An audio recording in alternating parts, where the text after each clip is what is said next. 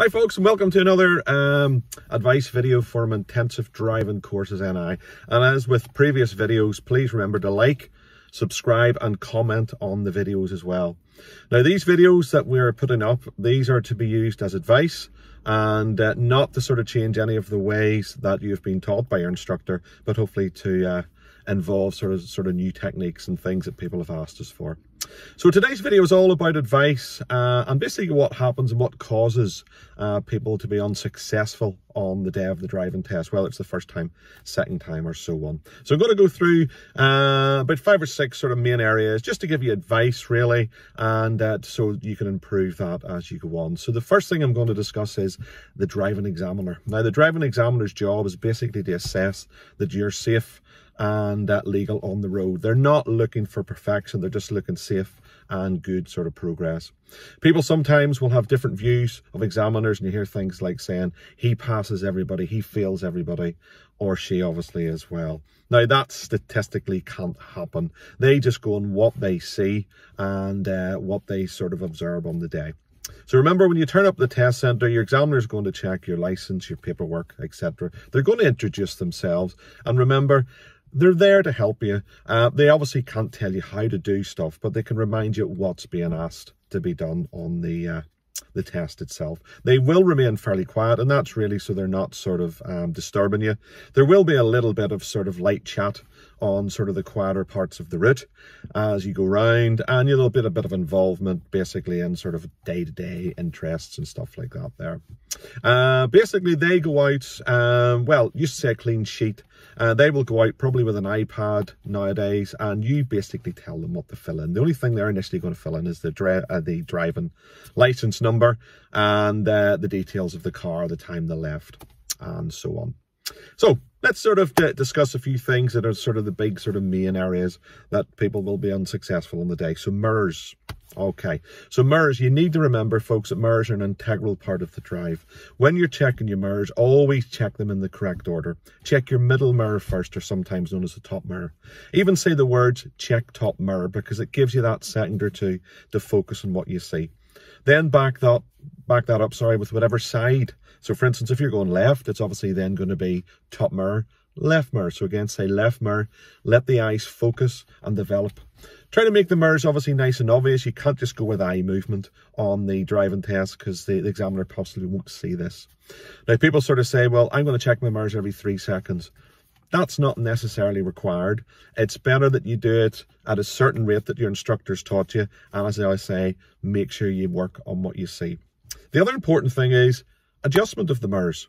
Now, if a mirror is not adjusted correctly, you're not going to get the true reflection of what's happening behind or beside you. So make sure before you head off at the start of the test that they are adjusted to the prime parts for that particular vehicle. Moving on to signals. Now there's various types of signals. Most people just think signals as your indicators, but you've got indicators, you've got brake lights, you've got road positioning, and you need to work in coordination with what's relevant for the time. The only time a signal, let's say an indicator, is going to be an issue if it is confusing. So make sure that your indicators always inform and warn. So if you do put one on, for instance, too early for a junction, too early coming up the traffic light, switch it off, because you're better showing that you've realised there's a mistake rather than just trying to hide it. If you can't indicate because you're coming up to a junction, whether it's a junction on approach, remember you can use your positioning on the road. Check your mirrors, move to the correct lane, because that gives other drivers and road users your intentions, and then the indicator will just back up exactly when you want. Remember, your brake lights are signals as well, so always do good effective mirror checks before any change of speed or direction.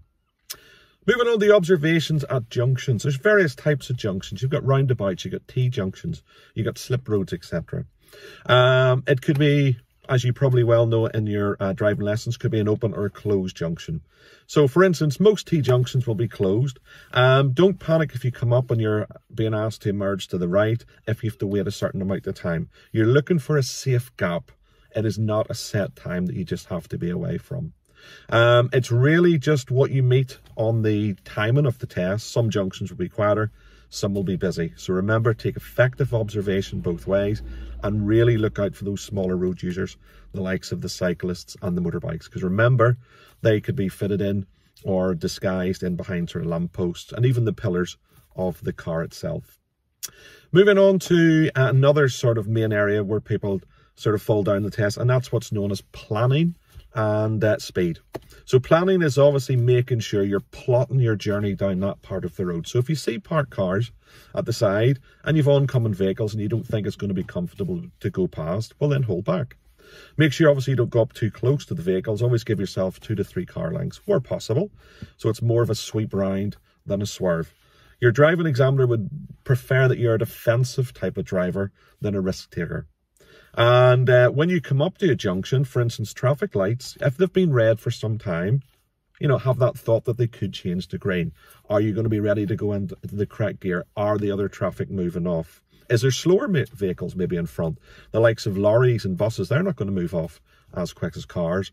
So that 15 seconds ahead, plotting your journey, making your sort of, have I got a plan B, etc.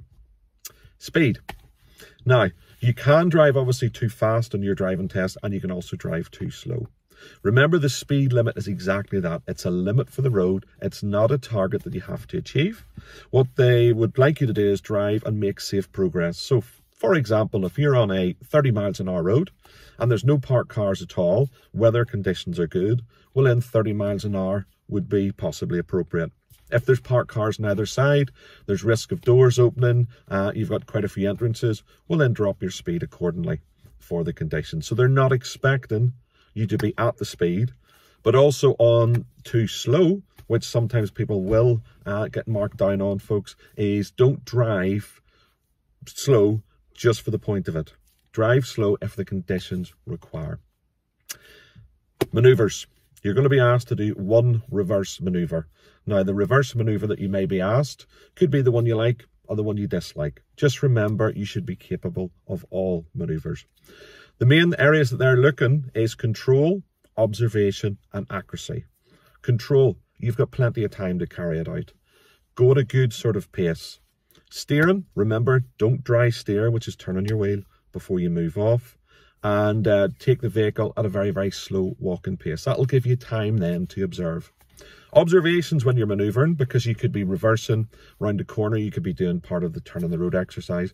It's ever changing. So try to encompass all windows, not just the windscreen, not just the mirrors. Accuracy, remember, if it doesn't work, you might be able to fix it. For instance, you can shunt forward on one occasion if reversing around the corner has got too tight or too wide.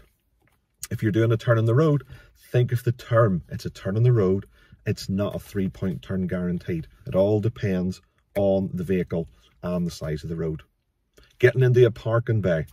What they're asking for is you get into a bay and, for instance, do not cut lines. So if the car's a little bit off centre, don't panic. As long as you've observed, as long as you've been good control on the speed and your observations are there, just go with it.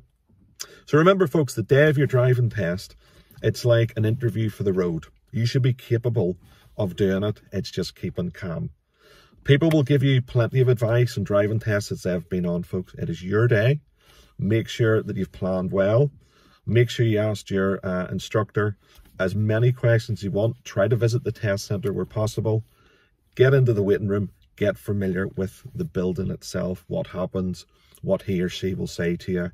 And it's all about being relaxed. You're capable of it by the time you do your test, and you want to show that.